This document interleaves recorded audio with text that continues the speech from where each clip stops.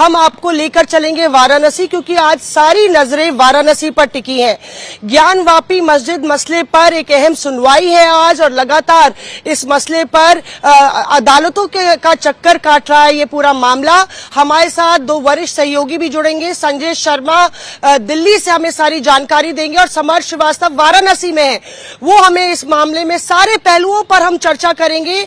सबसे महत्वपूर्ण बात यह है कि पहले मई के महीने में सुप्रीम कोर्ट ने ये पूरा मसला जिला कोर्ट के खेमे में डाला था। उन्होंने कहा था कि जो हमारी न्यायिक प्रक्रिया है, हमारा न्यायिक ढांचा है, वो समर्थ है कि सब सुनवाई कर सके, और जिला अदालत अब इस मसले की सुनवाई कर रही है।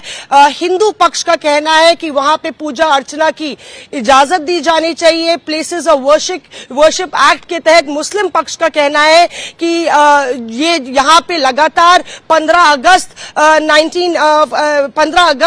को जो 1991 प्लेसेस ऑफ वर्शिप एक्ट बना था, उसके तहत लगातार यहाँ पे पूजा हो रही है, और इसका स्टेटस बदलना नहीं चाहिए। बहरहाल सभी पक्ष जो है अपनी बात रख रहे हैं, और आज जो है बताया जा रहा है कि मुस्लिम पक्ष अपनी दलील देगा।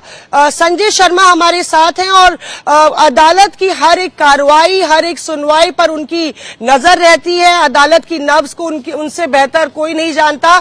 संजय से पूछते हैं। संजय, आप हमारे साथ हैं, ये बताइए, मुझे याद है आप सुप्रीम कोर्ट में थे जब सुप्रीम कोर्ट ने कहा था कि हमारे जो डिस्ट्रिक्ट जज साहब हैं वो काफी कॉम्पिटेंट है, और सुनवाई जो है वो वाराणसी की जिला अदालत में होनी चाहिए। आज क्या होने वाला है संजय, और क्या आपको लगता है कि ये मामला अभी लंबा चलेगा? जी हाँ, सिविल मैटर है। सिविल मैटर अमूमन लंबे ही चलते हैं, और सुप्रीम कोर्ट ने साफ साफ कहा था कि जिला अदालतें अपने आप में सक्षम हैं, जो ट्रायल कोर्ट्स हैं वो अपने आप में सक्षम हैं इन सारी चीजों को सुनवाई करने के लिए, अपना फैसला देने के लिए।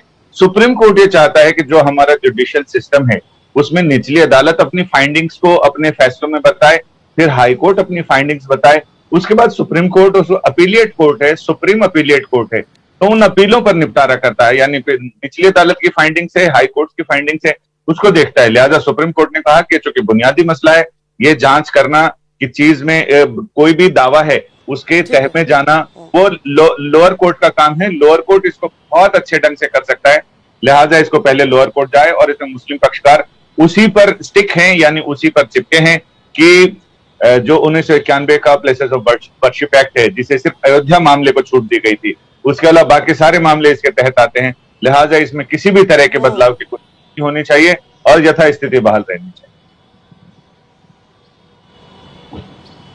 जी बिल्कुल संजय, हम डिस्कस करेंगे प्लेसेस ऑफ वर्शिप एक्ट कैसे यहाँ पे किस तरह से इस्तेमाल हो रहा है, क्यों दलीलों में आ रहा है। पर सबसे पहले सुनते हैं समर श्रीवास्तव, हमारे सहयोगी ने जो हिंदू पक्ष के वकील हैं विष्णु जैन से बातचीत की है।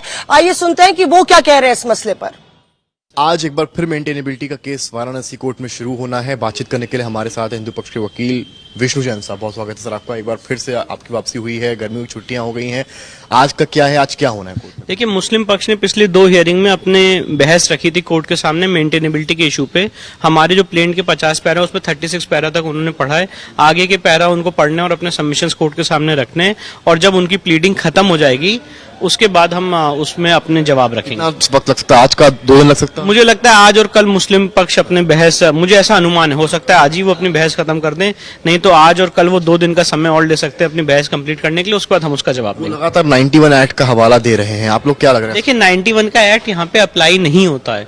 अभी इस केस में एविडेंस लीड करी जानी है, और धार्मिक स्वरूप उस संपत्ति का 15 अगस्त 1947 को क्या था ये तय होना है, क्योंकि सेक्शन 4 सब क्लॉज 1 में प्लेसेस ऑफ वर्शिप एक्ट के लिखा हुआ है कि धार्मिक स्वरूप 15 अगस्त 1947 का जो था वो रहेगा।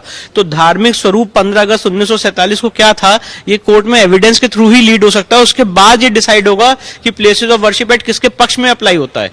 अगर कोर्ट ये तय करती है एविडेंस के बाद कि धार्मिक स्वरूप मस्जिद का था 15 अगस्त 47 को, तब ये जगह मस्जिद की रहेगी, और अगर धार्मिक स्वरूप हिंदू मंदिर का था तो ये जगह हिंदू मंदिर की रहेगी, और तब प्लेसेस ऑफ वर्शिप एक्ट हमारे पक्ष में अप्लाई करेगा। आपने हरिशंकर जी ने लास्ट टाइम कहा था कि आप लोग चाहेंगे कि एएसआई का इसमें इन्वॉल्वमेंट है, जिससे कि चीजें पारदर्शिता सामने आए। देखिए, अभी एएसआई की जो मांग है, जो बात है, अभी हम मेंटेनेबिलिटी का इशू एक बार इसको सॉर्ट आउट कर लें, इसमें हम कोर्ट के सामने अपने आर्गुमेंट्स रख लें, ये डिसाइड हो जाए, उसके बाद एएसआई की जो बात है वो आगे बढ़ेगी। मतलब आगे ले जाएंगे ऐसे?